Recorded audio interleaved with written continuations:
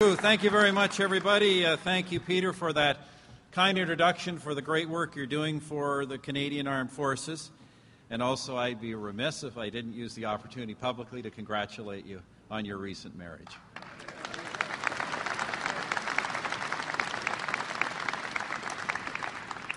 Greetings as well to my colleagues that are here today. First of all the way from New Brunswick, the Minister for the Atlantic Canada Opportunities Agency. Please welcome the Honourable Bernard Valcourt. Our members of Parliament, the Member of Parliament for West Nova, Greg Kerr. Member of Parliament for South Shore St. Margaret's, Gerald Keddy. And Member of Parliament for Cumberland Colchester, Scott Armstrong. As well, thanks to our hosts, Jim Irving, Steve Darrell, and of course the whole team here at Irving Shipbuilding. We're gathered today in these historic shipyards to launch a new era in the life of this industry, to build on a great tradition, one that goes back more than 200 years, one that predates even the War of 1812, whose anniversary we're commemorating this year. Of course, in those days, Halifax was already a major naval base. In fact, the Royal Navy was so critical to the local economy that in 1815, when there finally was peace, both here in North America and back in Europe, Halifax had its first taste of shipbuilding's boom and bust cycle. Sadly, it's a cycle that's been repeated many times since. In just a moment, I'll talk about this government's plan. Notre plan assurera 3 décennies de stabilité pour les constructeurs navals de partout au pays, ainsi que pour fournir à la prochaine génération de personnel naval canadien de l'équipement essentiel. Our plan will provide 3 decades of stability for shipbuilders right across this country, not to mention giving vital equipment to the next generation of this country's naval personnel. But first, let me be clear about why this agreement, this umbrella agreement, is being announced here with Irving Shipbuilding. It's because the company won the bid fair and square on its own merits without any political intervention.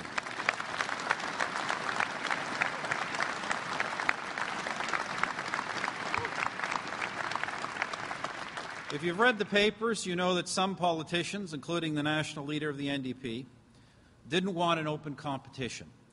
And I understand that it's always tempting to play politics with these big projects. But playing politics with military planning is exactly what gives us the boom and bust periods that are all too familiar to this industry and to this region. And of course, this is also how our Navy ends up with ships nearly 40 years old, some that should have been replaced years ago. C'est pourquoi ce gouvernement, dans le cadre de la stratégie nationale d'approvisionnement en matière de construction navale, a élaboré un processus d'évaluation indépendant. En fait, pour ces contrats, nous avons lancé le processus d'appel d'offres le plus ouvert, équitable et transparent jamais tenu jusqu'à ce jour. That's why this government, under our national shipbuilding procurement strategy, designed a hands-off evaluation process. In fact, for these shipbuilding contracts, we launched the most open, fair, and transparent competition ever held. We made sure everyone understood the rules, actually participated in developing the rules. Lobbyists were told to stay away. Slick advertising campaigns were ignored by the judges. And then the bids were evaluated on merit and merit alone. As your minister, Peter MacKay, always said, he always said just one thing. He said, just give us a process that is fair, that is above politics, and we here in Atlantic Canada will be successful.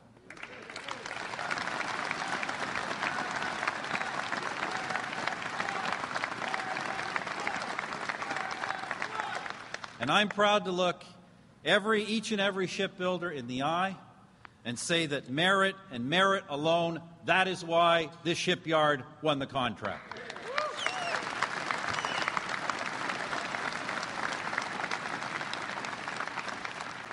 And when the next generation of Royal Canadian Navy warships, all of the latest design and capabilities start coming off your slipways, you will be building on a proud history. Halifax shipbuilders have always taken the lead in maritime technology. They did so in 1889 when these yards were first opened as the Halifax graving dock, and the golden age of sail was giving way to steamships built of iron and steel.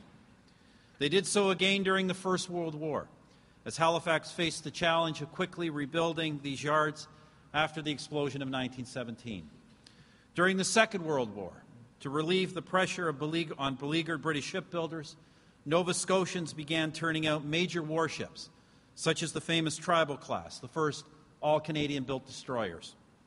Then in the 1950s, as Canada assumed its role in NATO, here were built two of the Saint Laurent class destroyers, not only Canadian-built, but Canadian-designed. Remarkable vessels for their day. Sailors nicknamed them the Cadillacs. Why? Because they were the best. And Canadians justly took pride in them. And so through the decades that followed, the Halifax shipyards modernized repeatedly to keep up with the times. Sadly, governments didn't keep pace. Since the construction of the Kingston-class ships in the 1990s, this community and many other shipbuilding communities across the country have been experiencing the worst of the boom and bust cycle. An uneven flow of orders means that yards are busy for a time, become highly efficient, but then must reduce operations or close altogether for lack of work. And everybody suffers. Canada loses a vital strategic asset when that happens. Skilled men and women lose well-paid work. Those who can, move. And once those skills are effectively lost, they are often lost for good.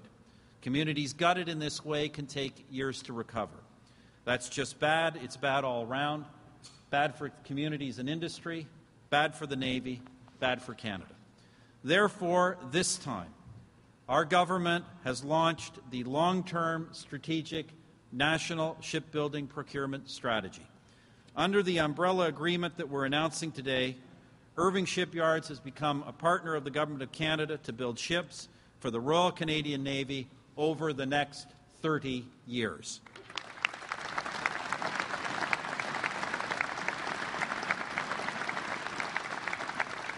This includes both the Arctic offshore patrol ships and the new Canadian surface combatants. Later today in Vancouver, we will announce a similar agreement with Seaspan, where 7 non-combat vessels are to be built, including a massive new icebreaker, the John G. Diefenbaker. And that's not all. De plus, 116 autres petits navires seront construits. Les autres constructeurs de navires canadiens auront l'occasion de soumissionner pour ces contrats. There's also some 116 additional smaller ships to be built. The rest of Canada's shipbuilders will have an opportunity to bid on those contracts. And in due time, the regular maintenance, life extension, refit and repair work for these ships will be open for bids. Our national strategy for shipbuilding is the largest single hardware investment ever undertaken by the Government of Canada. How large? La stratégie de notre gouvernement créera au pays quelques 75 millions d'heures personnes de travail partout au pays pendant 30 ans. Our government shipbuilding strategy will create across the country, over its duration, some 75 million man-hours of work. The Maritime Province's share of this vast shipbuilding exercise will mean at peak production some 11,500 direct jobs. Jobs that mean economic prosperity for Nova Scotia and growth for all the Atlantic provinces for 3 decades. Will this stop the flow of young people out of Atlantic Canada? Yes, it will. Will there be opportunities for those who have already left and wish to return? Yes, there will. As there will be in other projects, such as the Lower Churchill. We understand the potential of this region. There is a once-in-a-lifetime opportunity to generate long-term economic growth here in Atlantic Canada. Our government is working hard with you to make it happen. Now, let me just conclude by saying that I am confident you will build the best combat ships this country has ever seen. You will build them with pride, just like your predecessors.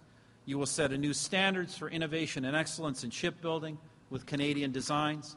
And you will equip our naval personnel with the quality vessels they need wherever our flag waves, in the Arctic or in the tropics, whether to bring aid or to stand up for what is right. So this is a great day, not only for Irving Shipyards, but for the Royal Canadian Navy and, of course, for Canada. Once again, félicitations, congratulations, everybody.